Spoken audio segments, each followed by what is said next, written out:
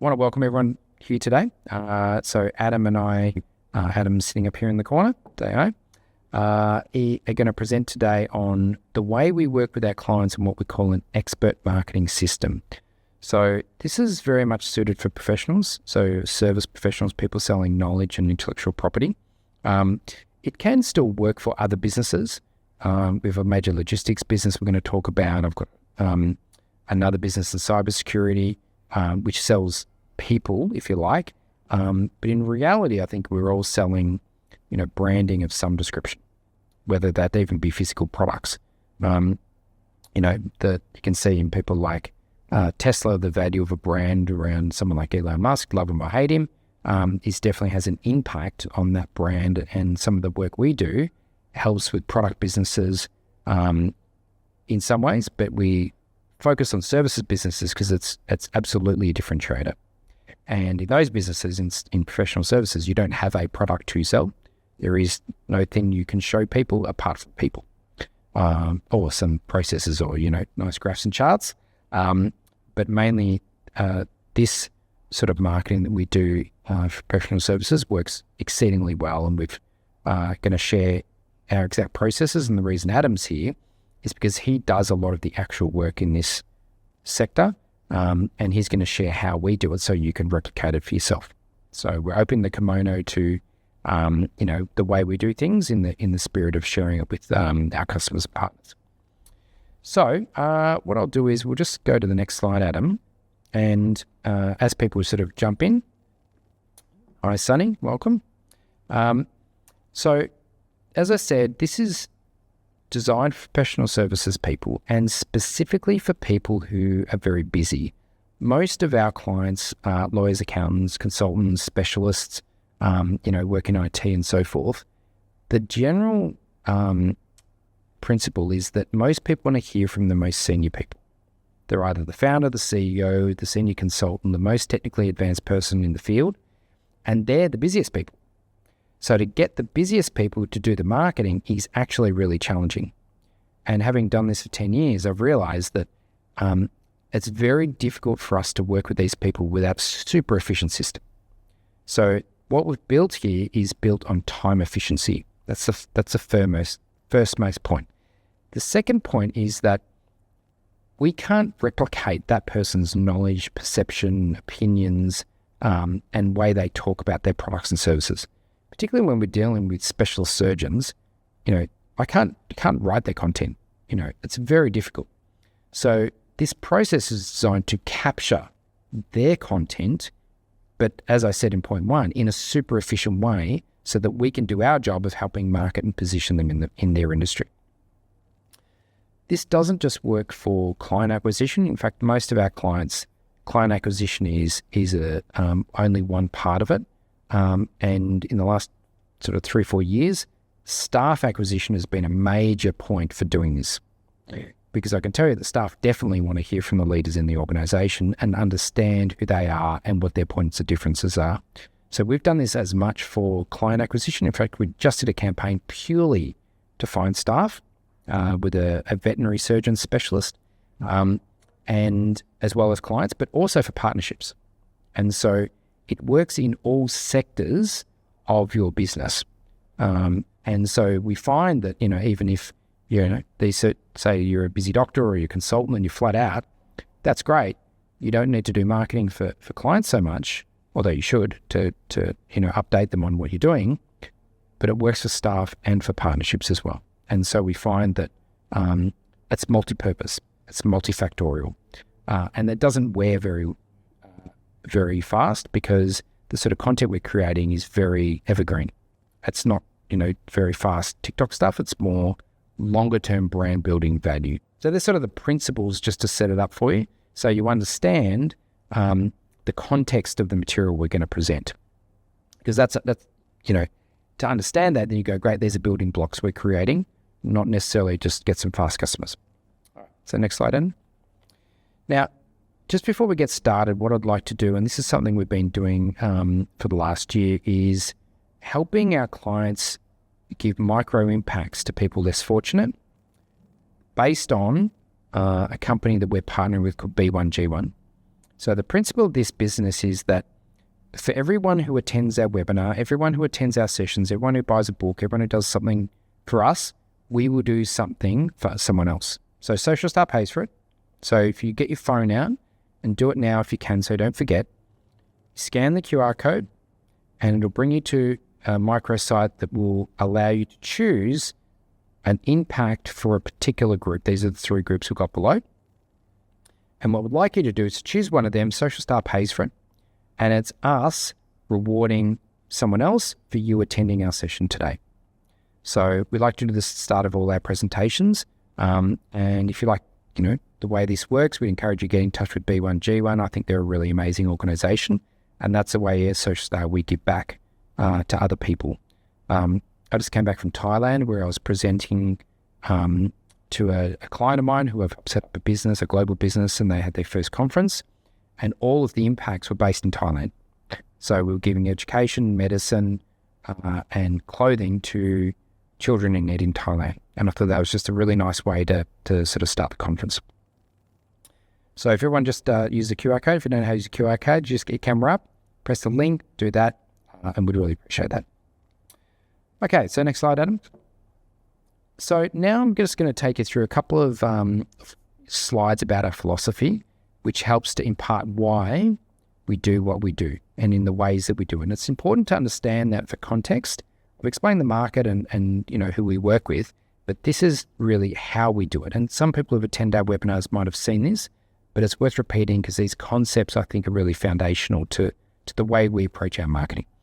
So the concept we have been developing over the last decade is called e-traction. That's digital attraction. So E for digital and attraction. So this word means essentially what we would do is we want to do pull marketing.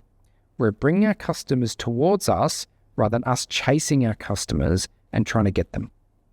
And it's a fundamental philosophy. So we'll just go through a couple of slides on this. So we believe pull marketing for experts and professionals is the right format because it works best for us and for our customers. So the next slide, it's a build slide.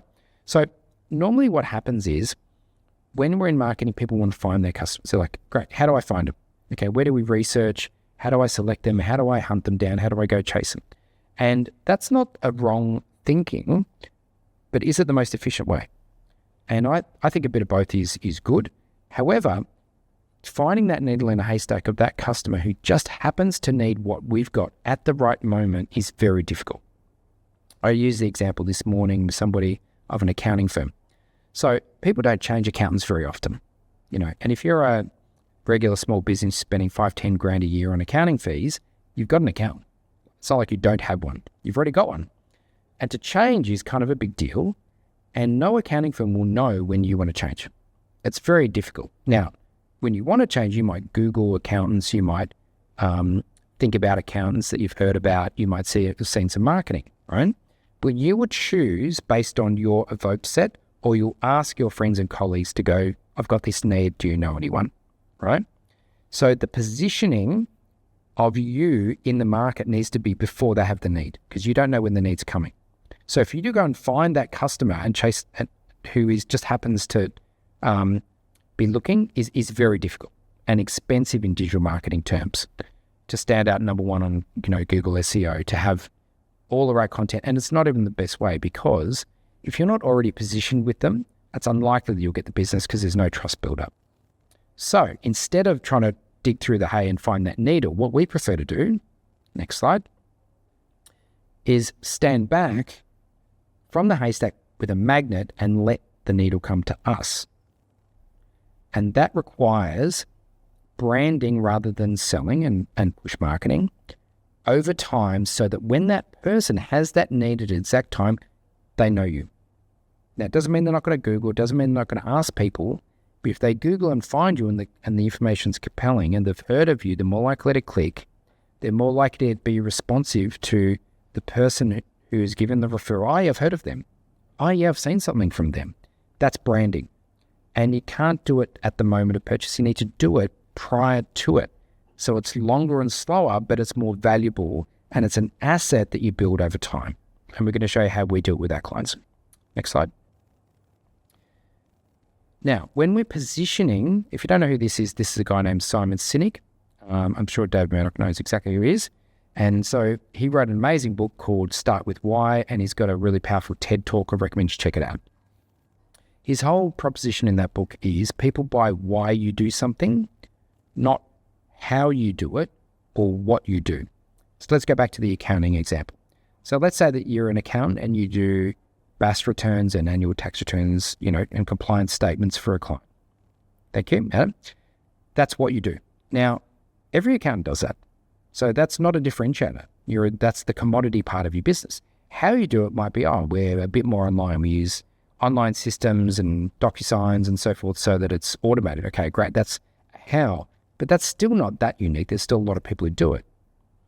But the why might be we only work with new startups who are funded and want to learn to utilize the tax benefits applied to technology startups in Australia.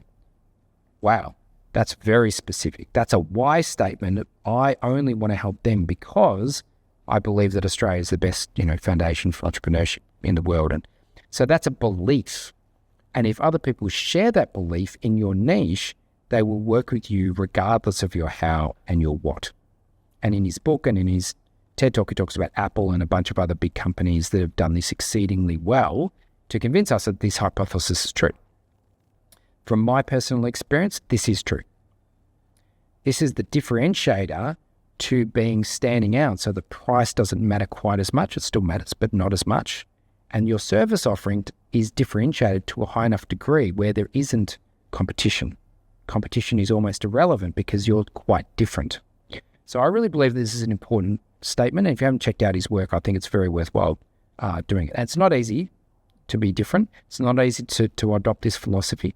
If you start down this process, you'll start to see that differentiation over the years really matters when you start with why. So, Adam? So just a case study to reinforce this point. So this is Moaz. So he's a mate of mine that I worked with quite a while ago. It wasn't a mate when we first started, but they all become my mates. Great guy. I worked with him a while ago, and some people here might know him from my networking events. He came to me because he was running a cybersecurity business, and it was kind of successful, but it really wasn't progressing. And he was the CEO, and he's the person who's doing all the sales. And he'd been trying for years to pick up new clients, and he's talking about, corporates, so big clients, and he just wasn't cutting through. And he was using traditional push tactics. This is why this is a compelling case study. Now, when he came to me, I introduced these philosophies. I'm talking about attraction, don't push, pull your market to you. It takes time, we've got to build the assets, et cetera, et cetera. And I coached him for one round of my 12-step coaching process, attraction coaching. And he was feeling frustrated. He's like, oh my God, when's this going to start working? I'm doing what you're telling me to do. I'm changing my philosophy. I'm putting different content out online. When's it going to start taking traction? And he was getting impatient. I was trying to be patient, wait. And he trusted me, luckily. And then we did another round of coaching in a slightly different sector. So we started on his personal brand, and then we started working on his company brand. And then finally we worked on his product branding.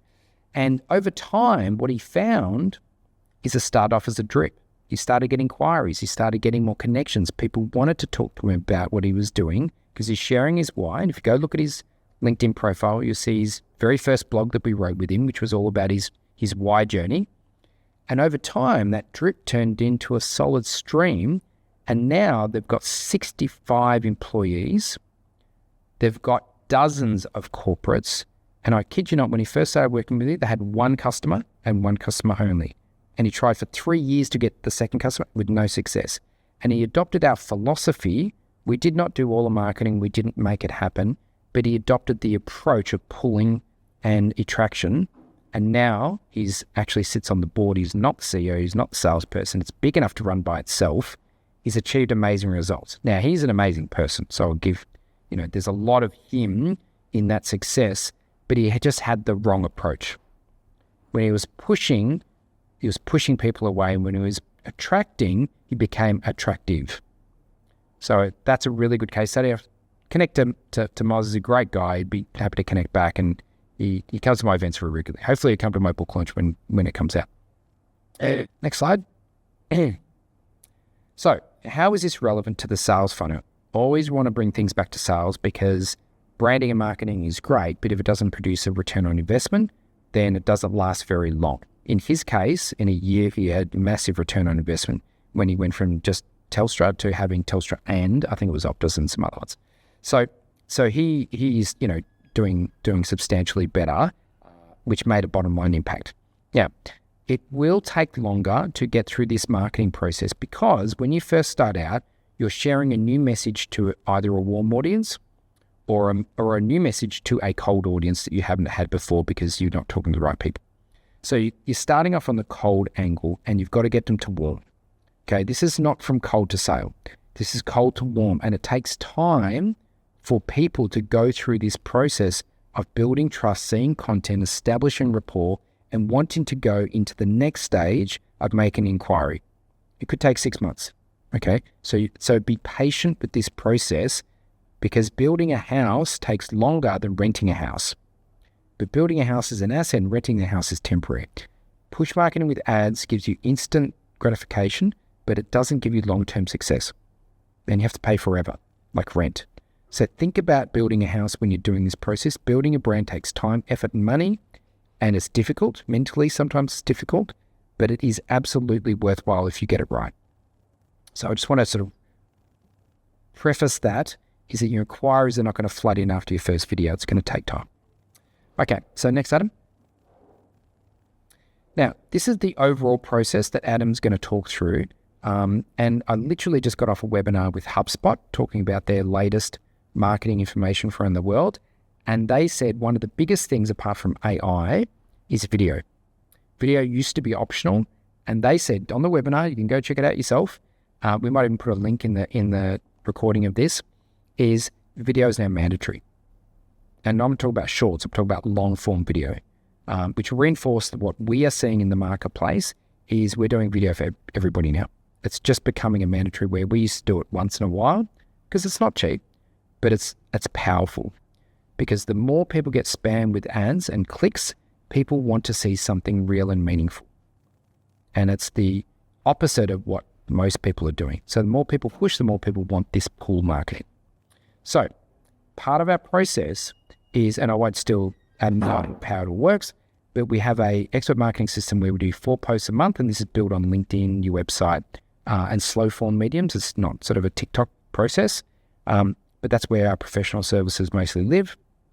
Is 1 video a month, 1 blog a month, and 2 posts, which might not seem like a lot, but Ferrari doesn't make many cars. Rolex don't make many watches. When this is high quality assets that we're putting foundations into your business, think of the house example, so that you can build a long-term brand proposition with the right audience. So it's worth doing things properly and spending the money to set these things right, rather than have quantity. I could make you 100 posts if you want. They're just not going to be very good. So what we want to do is tell them less, but position more and go for quality, not quantity. That's why it's 4. And the LinkedIn algorithm is built for 4. Right? I've seen a lot of research around that. So Adam, do you want to go next one?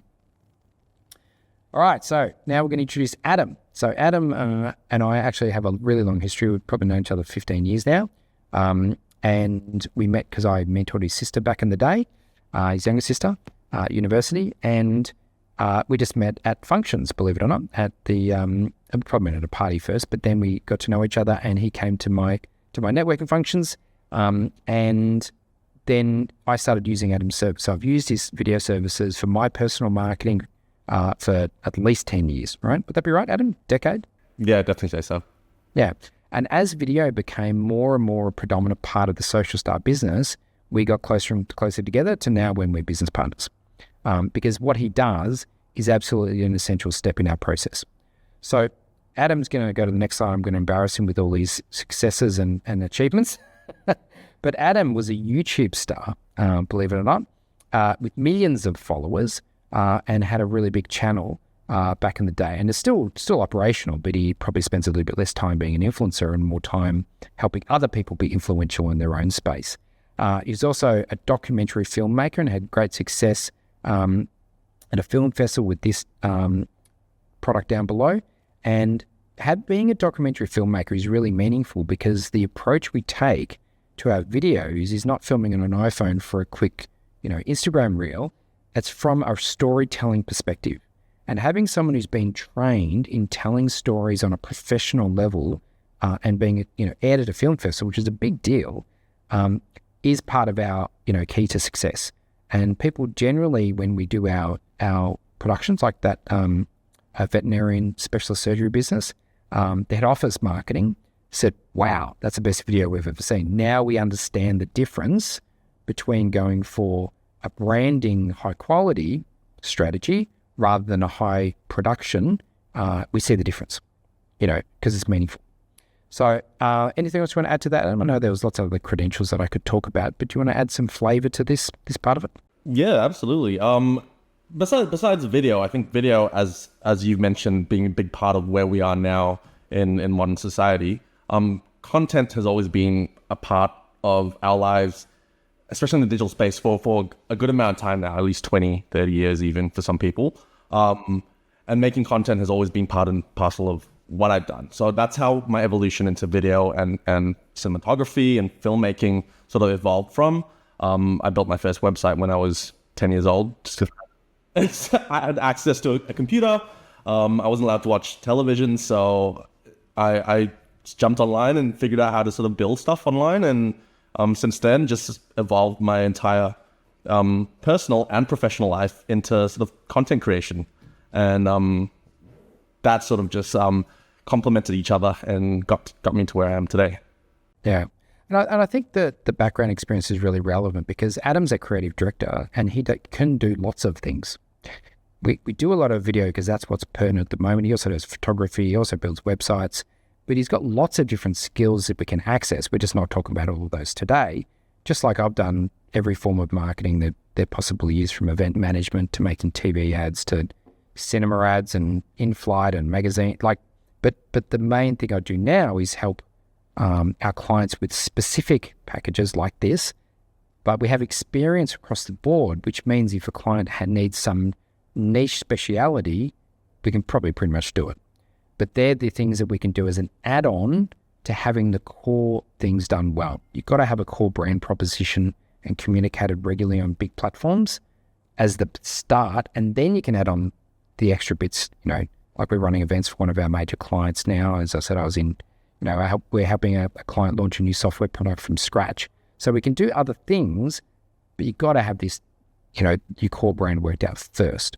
So, Alan's very multi-talented. So, and there's more things we could talk about. And we'll get you back on to talk about the rest of those things. I also want to add, I think a big part of the philosophy of us working together, Andrew, is that pull marketing strategy that you talked about early on. And a big play into my own journey as a content creator and video maker, a producer, is SEO. If people in the audience haven't heard about SEO, SEO stands for search engine optimization. It's essentially how you sort of create content in a way where people are able to find the content you're putting out there. Because if you're creating content and just uploading it and not applying technical SEO bits into it, which is like titles, thumbnails, keywords, all that sort of thing, people aren't going to find your content. If people can't find your content, that magnet that Andrew shared earlier, that's not going to work. They're not going to be able to attract you or be attracted to you in that sense. So I'll go to the next slide. I think this is a big part of talking about the goals and how content plays a big part into that. So it's just a summary of the sort of attraction model. There's three main parts, which is understanding who you are as a person and a business. And we've got some processes we go through for that. Then we build the platforms that you need to share that content on, which you can see there, the major ones. So considering SEO, like Adam just said, and all of these things are tweaked and refined to suit you specifically. So for some people, there'd be more of one thing and less of another thing, just depending on who you are. However, we have to consider all of them. So for instance, a lot of our clients just use LinkedIn, but some use LinkedIn and Instagram and Facebook. Less of them use TikTok, less of them use X and other platforms, but we need to consider them and go yes, no. right? Because there's advantages and disadvantages of all. Pinterest is coming back, etc. So we do consider that. But this particular presentation is all about the leverage phase. And the leverage phase is how we go out and get clients. And then this specifically is just about content. So the this whole presentation is about one of these 12 steps of attraction that we talked about earlier. So let's delve into the next one. So the first part before we get into the attraction model is your goals. We need to know what you want. And if you are new to us or you're thinking about engaging us, one thing I would get you to do first is think about what you really want in detail. And I'm really fixated on this with when I teach university for our students, and also when I'm talking to our clients, is we need to know specifically. So not just how much revenue you want to grow, how do you want to grow it? Are you growing profitability? Are you growing market share? With which sort of clients? What products are more important than others? When do you want to grow it? How do you want to grow it? So there's so many things that really make a big difference in how you go to market with marketing. So getting this right is foundational, and also because it sets our targets for what we want to achieve in the period that we're working with you. And we set 6-month sprints. So we want to know overall what's your long-term vision, but also what's your next 6-month goal. And for instance, that veterinary hospital, their target was very specifically, these job roles need to be hired within 6 months. And that was our goal. And we went about, and then at the end of that, what's next, right? And so for us, what we do is we want to know and be able to better measure our work very carefully, which may not be outcomes like sales. It could be precursors such as, we want to be in touch with this many people, or we want this many interactions on our website, or we want this many inquiries, or it could be leading indicators rather than those particular outcomes. Because again, this stuff takes time, but we need to have measures. And so I'd encourage you all to think about that prior to any marketing engagement, because if you don't set it, the agency will set it to their advantage. And so you really got to know what you want, and that helps everyone in the engagement. Yep. So that's I just want to add to that too, Andrew. I think also in context of creating videos, people are always like, I need a video for my business. I need a video to do this, but without thinking about the goals, why you need the video, what is the purpose of the video, you're not going to achieve anything, essentially. Thinking about the goals sets the precedence and sets the foundation for everything that video is trying to achieve. And then you can sort of work around the process to make sure you get there. Yeah. And look, people watching this are mature business people. They'll be like, yeah, I know this. I'm like, great. Have you written it down? Because once you write it down, it becomes really difficult. And I even find this for myself. David and I do coaching together, and I'm like, every when we do the review of our strategic objectives, trying to document and verify it's choices, and those choices are really, I put numbers on a page, and that sets a target for everybody in the business and has ramifications. So we spend a lot of time doing that now, and it's a bit of a process. People often get this wrong. I've had many occasions where I remember one specific IT company that came to me and said, we want to build a website, being referred to you for a website. I go, great. Why do you want to build a website? Oh, sales are not good. Oh, okay. Tell me about your sales process. Oh, we do this, and this. I'm like, really? Okay. Well, have you thought about doing this, and that? And we end up building a website 6 months later because what was broken was their sales process methodology, and we did a whole bunch of other work which actually made a more meaningful difference. They thought that they wanted a website, but really they wanted something completely different because they just didn't know what they didn't know, right?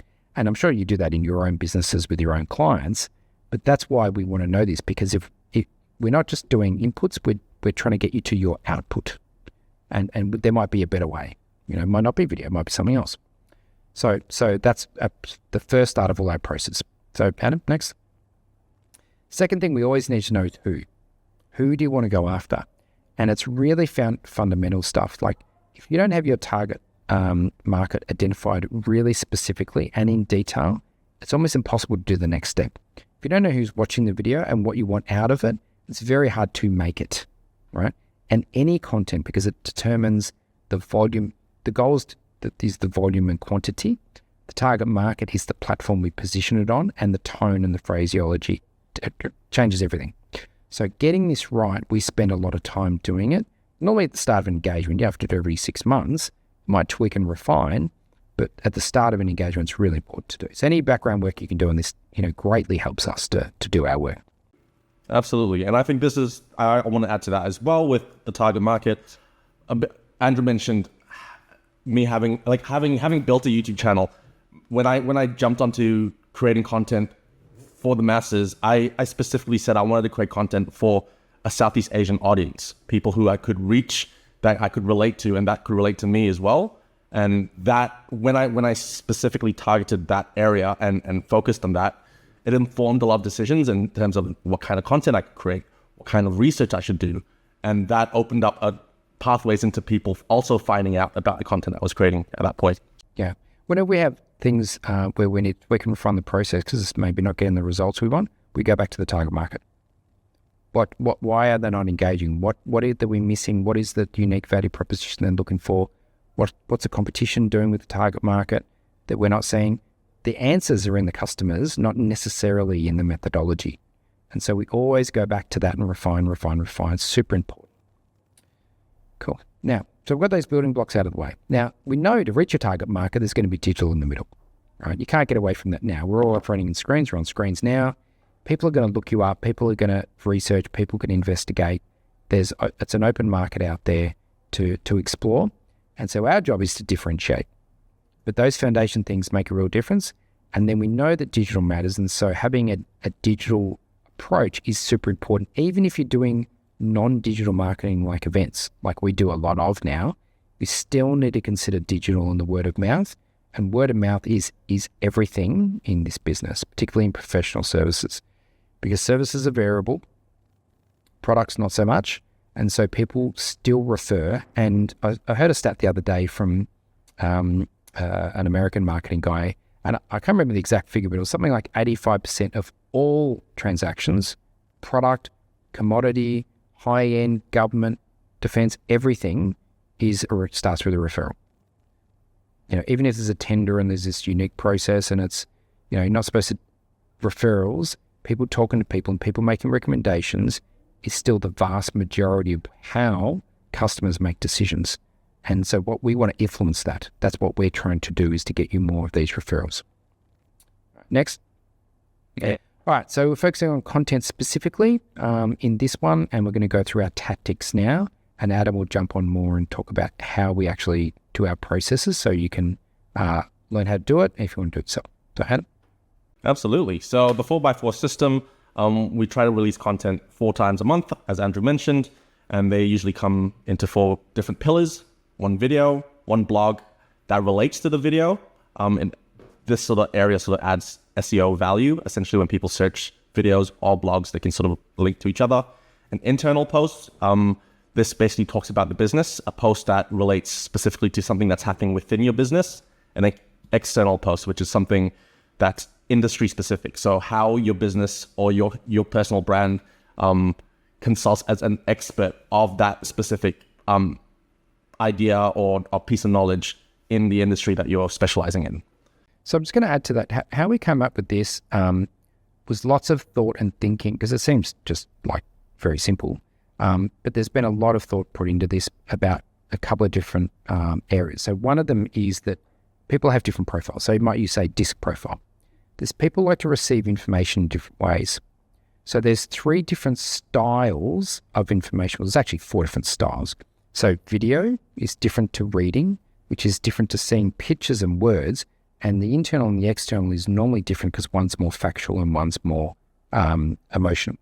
There's 2 sides of the brain. One is left side and one is right side. So we want to appeal to both of them. We want to appeal to the logical sensibilities and we want to appeal to the emotional sensibilities of people. Because we know from research that those 2 things, likability and credibility, form trust.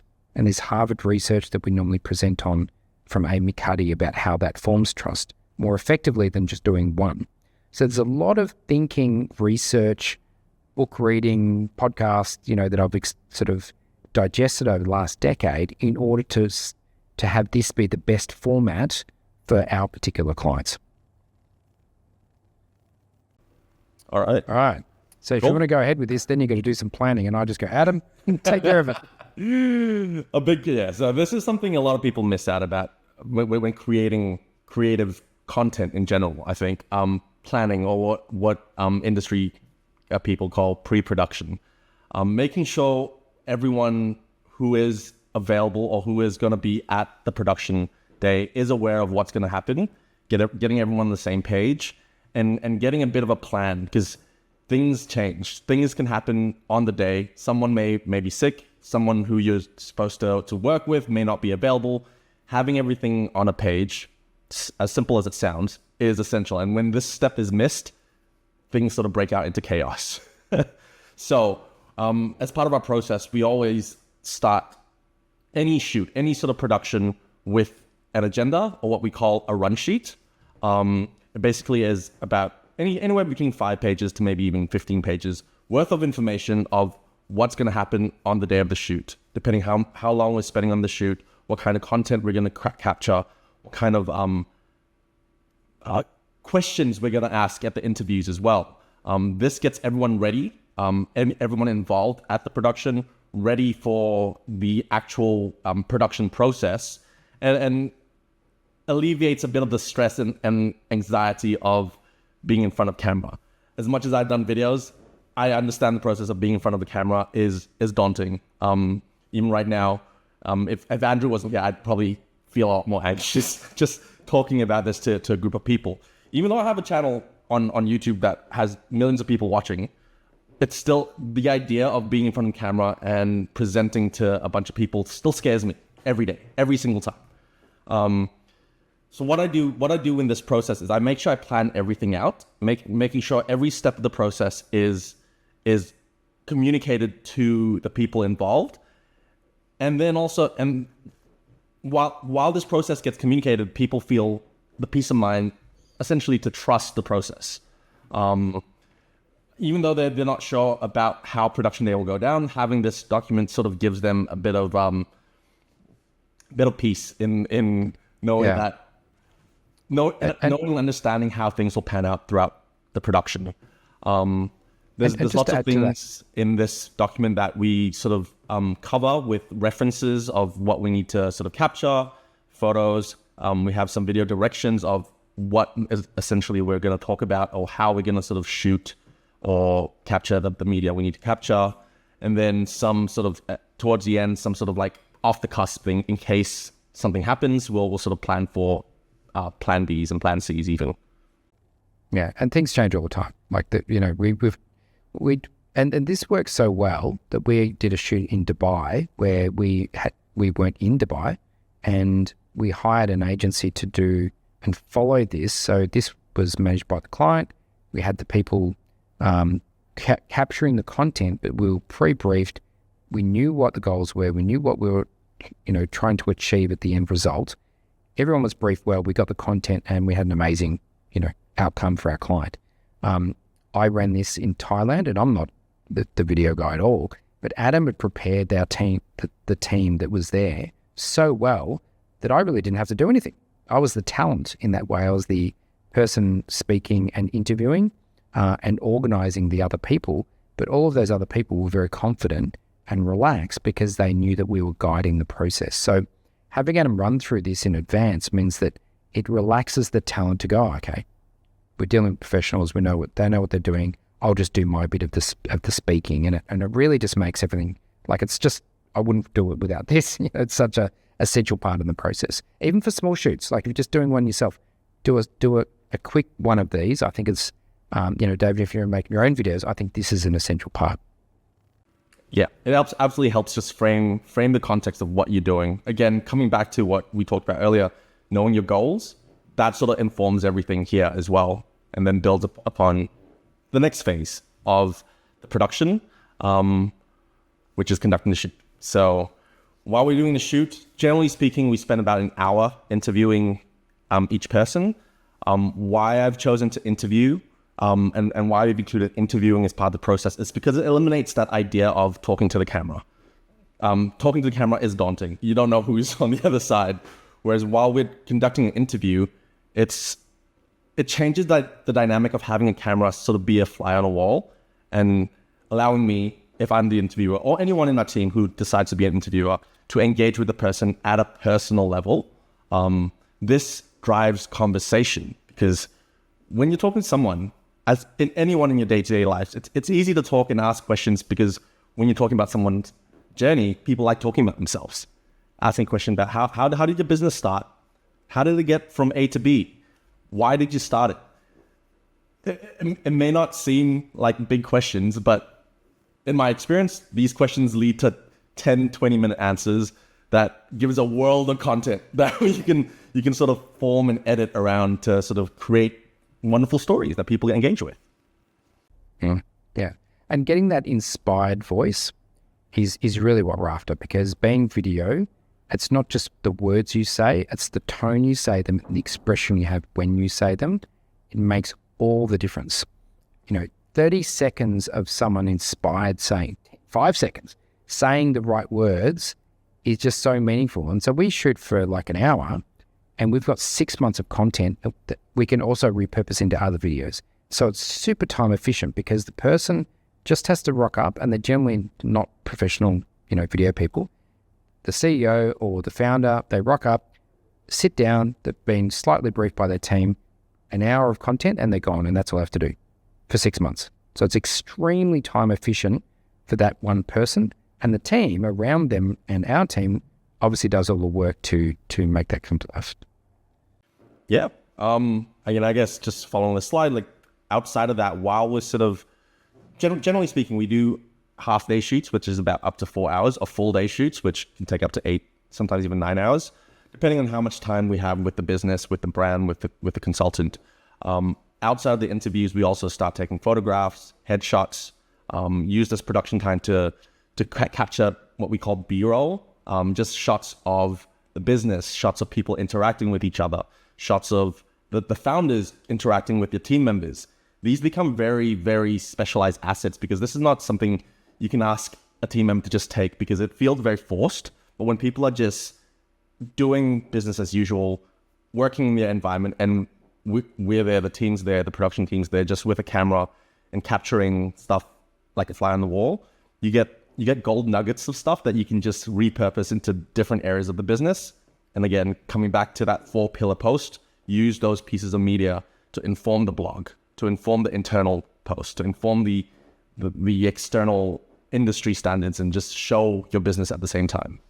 Yeah, and those assets might not be apparently valuable at the time, but from our experience, later down the track, you'll be like, oh, there's that perfect photo for that thing that I want to advertise now.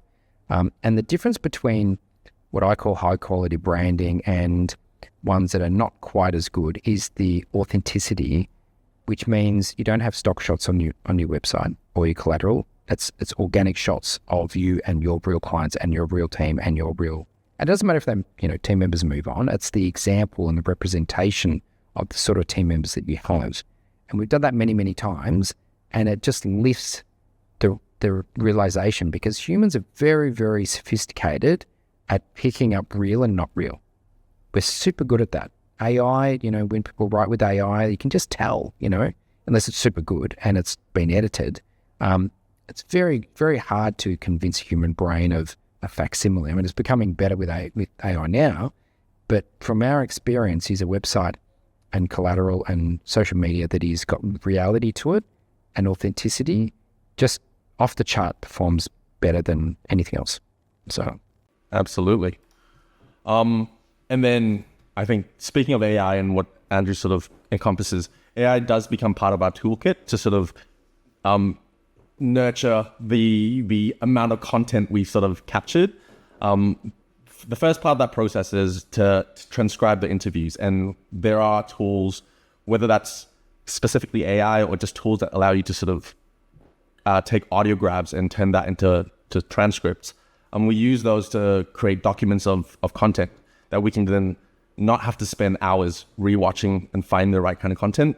We can use search functions, your Control F, and look for specific keywords that they've mentioned that we can then form into content pieces on specific parts of the business that we want to talk about. We've done shoots with eight different interviews done. Like it would take forever without these sort of tools to sort of go through a lot of the nuances of the business. And because of these transcriptions that we've done, we then it speeds up the process and creates this efficient way of searching for the content as quickly as possible so that we can get it out as quickly as possible as well. Yeah, 100%. Just to reinforce that, so one of our specialty doctors, we had this big AI discussion only last week on Monday, and he's really enthused with what AI can do, but it can do things like take his patient transcripts of his advice and turn it into a letter. And so that's after the fact, same with the way we do it. But it can't do before the fact. It can't give the advice. Yeah. But it can take the transcript and make it efficient from there on. But the capturing of the content, we need the founder or the experts' actual opinions, nuanced words, the way they do things. That has to be captured organically. From there on in, we can use AI for efficiency and duplication, avoid duplication. But it can't replace the authenticity of the first part. That's what we've found anyway for our market. Absolutely. And then from that point on, after reviewing a lot of the transcripts, we talk about creating a plan. Now that we have all the content captured, how are we going to release that? We look into the content, we divide it up into specific pillars of content. So about the business, about the culture of the business, about the services businesses offer, why they're special, about the customers that reflect upon the businesses, what kind of customers do they talk about how they help people and how the people find that specific need fulfilled. We then break it out into maybe 6 months, 6 months worth of content, which can even sometimes span up to 12 months, depending on how much content we capture in the interviews, and use that as a plan for the next 6 to 12 months. Sprint and then review. We might be able to do things after that, but there's definitely a sprint for that first 6 months, and then a review period. And we overlay other things on top of that, such as we might run an event, we might do a promotion, we might have another specific thing based on that content pillar at that specific time. Yep. And then back to the 4 pillars. Once we sort of create this content plan, we sort of divide it up into the 4 sections we talked about earlier: videos, blogs, and social media posts. Yep. And then publishing, consistency. This is one thing that people, I think, forget about how important content can be. When you're consistent and pushing stuff out on a regular basis, people remember. People see it, because people don't check in once and just remember what they see. They go in and check in on their social medias or whatever drives their digital consumption consistently. So if you're there consistently as well, you're going to be top of mind. Yeah. And you never know what they're going to say. I recently had an example. I had a dinner with one of my clients, and he had 5 of his friends there who sort of do work in collaboration, and all of them mentioned the videos. They're like, oh, you're the guy with the videos. It's quite interesting how that was a big deal, because they'd all seen it, and they're not high social media users, but they'd all seen the content. Right. Yeah. And then choosing the right channels, again, depending on how your business is running. This is something we work. Social Starter works specifically with the client and customizes the publishing channels based on whatever goals we've worked on at the start. If you want to sort of talk about LinkedIn, everyone here knows that the importance of LinkedIn. You found our webinars on LinkedIn. Instagram has a very specific kind of audience, people who want to engage in sort of more quick digitally satisfying content. YouTube is a big search engine. It's actually the second biggest search engine after Google. So just having stuff on YouTube and videos sit on YouTube allows you to be found in either Google search or YouTube search, and then Facebook, which is pretty much like a social newspaper at this point, just feeding you content consistently. The algorithm just pushes it out constantly. And then monitoring the analytics. This is where we drive insights. So once we've sort of published all this, we sort of start sitting and watching the analytics of the content pieces that we've published, and use it to learn about your audience. Use it to learn about how people are engaging with it. Use it to sort of inform the next phase, the next 6 months of what kind of content works the best and what kind of content we should sort of pay more attention to, as opposed to just creating more generic stuff. So I'm going to kick you out of a room, so you better advance on the slides. That's right. Yeah, we we're about 10 minutes now.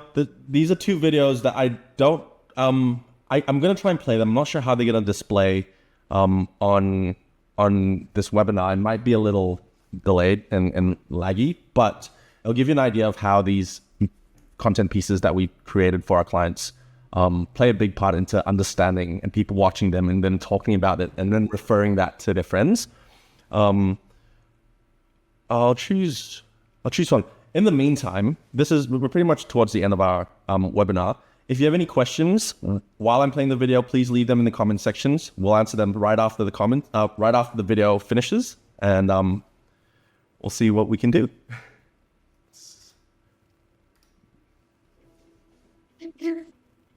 We've got real connectivity through our system, so our system applications are smart and extremely valuable. The more valuable part is that when people are working with us, we'll frontline roles in the customer experience. And that's what this is doing for us, customer facing. There's no sound. Yeah. Okay. I am so sorry. Yeah, so I think if this is not working, that's all right. If you look up Alexander Spencer CPA on YouTube or BRI Logistics on YouTube, you can sort of see all the content we've done on their channel.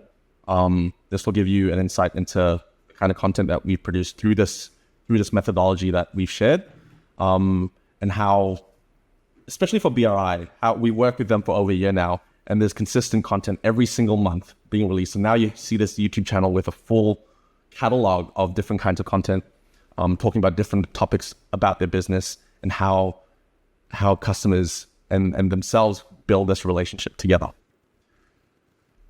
Do you want to go on? Next one? Cool. I think we're just at the Q&A section.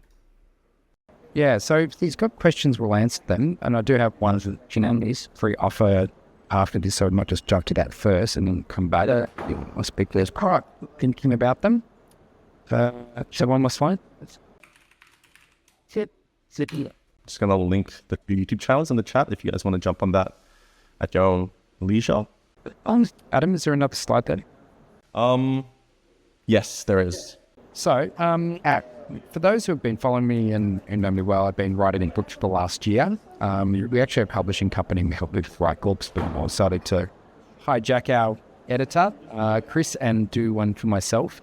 So this is my second book. The first book being Creating a Powerful Brand, which is still about personal brand, and this is about business branding. So the methodologies that we use in this attraction system, and even down to the 4x4 marketing system, is all detailed, documented there. It's being released in a month, and so if anyone wants to get an advanced copy, you get it for free.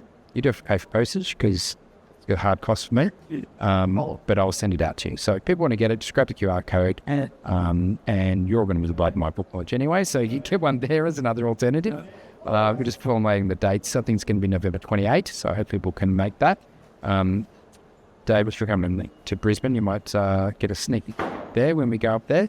For people who are in Melbourne, we'll probably get one at another time. But yeah, so I am kind of excited about it. It's been a long, arduous journey writing a book, and so now that we're at the final stages, it's like a holiday. I don't really feel excited until I get on the plane. This is the final parts. We're just going to press into printing next week. So that's for that. But if people do have questions, I'm happy to, or for Adam to answer them. Or we can, you can send messages through LinkedIn or just ask us in our general meetings for those who are clients of us. So is there any questions we have in the chat? Adam, can you have a quick check?